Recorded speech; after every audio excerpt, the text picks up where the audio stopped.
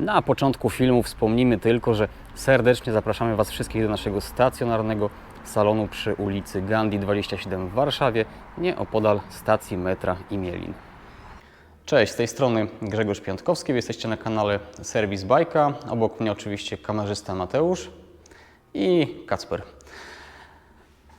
Dzisiaj opowiemy o olejarce do łańcucha, mianowicie Roloff Lubmatic, ponieważ zauważyłem, że pod jednym z filmów kilka osób już o to pytało i myślę, że jest to na tyle ciekawy patent, że rzeczywiście warto o nim opowiedzieć. W ogóle historia zakupu tego rozwiązania również jest ciekawa, bo przyszedłem kiedyś do moich kolegów z jednego ze sklepów rowerowych i zobaczyłem, że na wystawie tenże Roloff Lubmatic jest dostępny, jest nowy. Było to około 10 lat temu, a jako że ta maszynka powstała w 1993 roku, no to taki leżak magazynowy oczywiście zwrócił moją uwagę. Zapytałem, za jaką cenę koledzy chcą ją sprzedać, dogadaliśmy się co do ceny.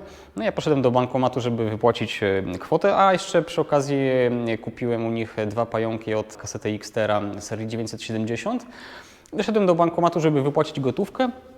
I to jest autentyk. Pod nogami znalazłem banknot i ten banknot właśnie wystarczył mi na jeden i drugi zakup, także taka historia.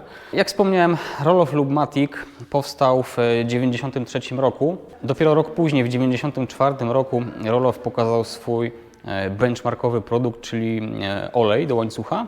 Z tego co wiem, był to jedyny pomysł tego typu przeniesiony do rowerów górskich.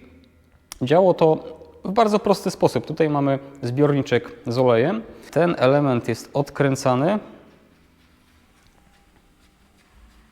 i po odkręceniu tutaj, jak widzicie, jest taka iglica pompki i za to się, kiedy to jest wkręcone, za to się ciągnie i ta pompka wypycha nam olej, który wędruje sobie tutaj tędy i przedostaje się na dolne kółko przerzutki. Oczywiście olej wlewamy tutaj.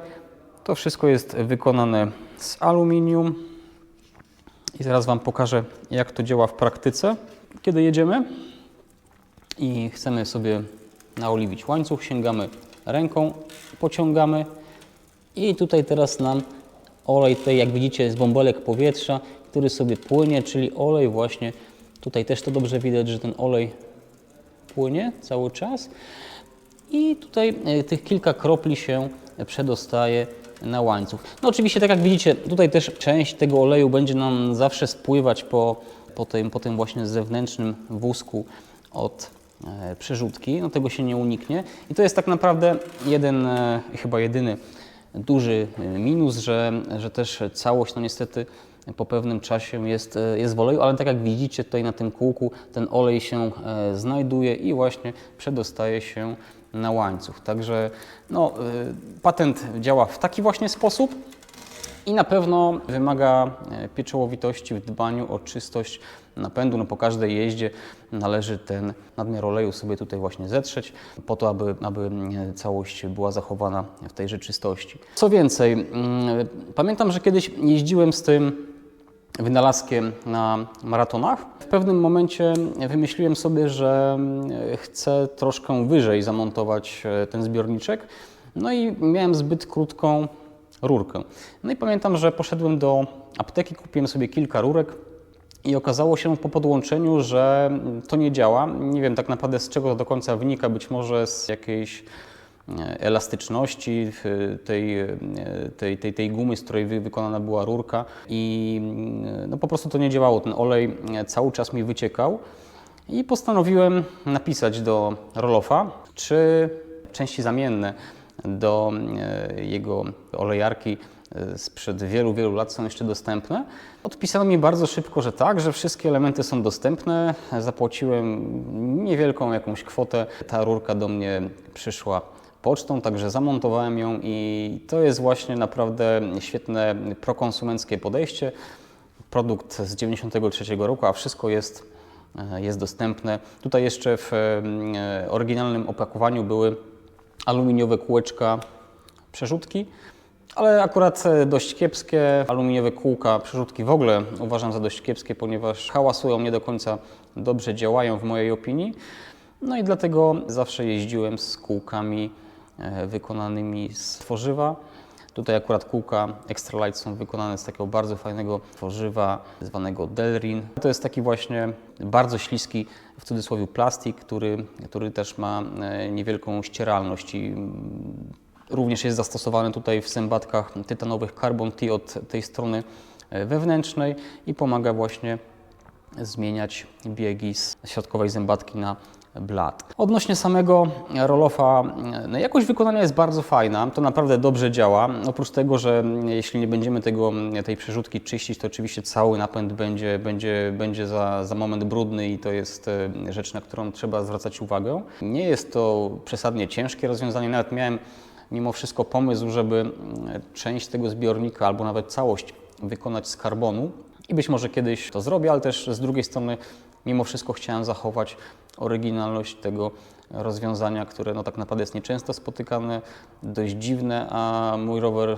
zawiera wiele dziwnych patentów i po prostu lubię takie właśnie smaczki. Tutaj jedna rzecz, którą jeszcze warto dodać, że jest to taki aluminiowy element, który znajduje się między zewnętrzną częścią wózka a kółkiem przerzutki i on nam troszkę ten wózek rozpycha. I zauważyłem, że niekiedy znaczy ja teraz sobie to splanowałem, ale że przy oryginalnym rozwiązaniu, kiedy ta część właśnie tutaj oryginalna roll-offa była troszkę szersza, tutaj ta odległość od kółka do zewnętrznej części wózka była duża i niekiedy na dużych wybojach, kiedy ten wózek sobie tutaj lata, rusza się, łańcuch potrafił spaść. Także to trzeba było poprawić i teraz jest wszystko w porządku. Co więcej, rzeczywiście mam tutaj wlany oryginalny olej roll-offa, żeby wszystko było jak pan Bernhard sobie to wymyślił i jest, cieszy oko, działa. Ja osobiście używałem go na maratonach, kiedy na przykład przejeżdżałem gdzieś przez jakiś strumyk, jakąś rzekę, bo oczywiście takie rzeczy znajdują się na trasach maratonów. Później często trasa była poprowadzona w jakimś piachu, przy dużym zapyleniu, no i ten łańcuch oczywiście od razu miał wymyty olej i zaczynał denerwująco dość popiskiwać, a tak tylko wystarczy sięgnąć ręką i podczas jazdy tych kilkanaście kropel zostanie przekazanych na łańcuch, no i wszystko jest cicho i fajnie. Także na dzisiaj to myślę wszystko, ale też bądźcie z nami, bo o moim rowerze Wam opowiem na pewno więcej. Teraz mam w planie montaż tytanowych linek i tak, tutaj nie jest to przejęzyczenie się, linki hamulcowe wykonane w 100% z tytanu, które tutaj będę instalował i no, oczywiście chodzi o niższą masę całości, ale też sprawdzenie, czy ta tytanowa linka rzeczywiście jest w stanie się dobrze sprawdzić i zadziałać, ponieważ no, tytan troszkę inaczej się zachowuje i w odróżnieniu od stali może niestety powodować taki efekt, że ta klamka przy zaciśnięciu będzie gumowa. Także zobaczę, jak to będzie działało i na pewno też Wam o tym powiem. A na dzisiaj to wszystko. Obserwujcie nasz kanał, lajkujcie, komentujcie. Oczywiście sekcja komentarzy jak zawsze jest do Waszej dyspozycji. Jeśli macie jakiekolwiek pytania na ten temat bądź inne, to ja postaram się odpowiedzieć i widzimy się w kolejnym filmie oraz zapraszamy Was wszystkich serdecznie do naszego serwisu przy ulicy Indiri Gandhi 27 w Warszawie. Cześć, to wszystko na dzisiaj. Do zobaczenia w kolejnym filmie. Hej!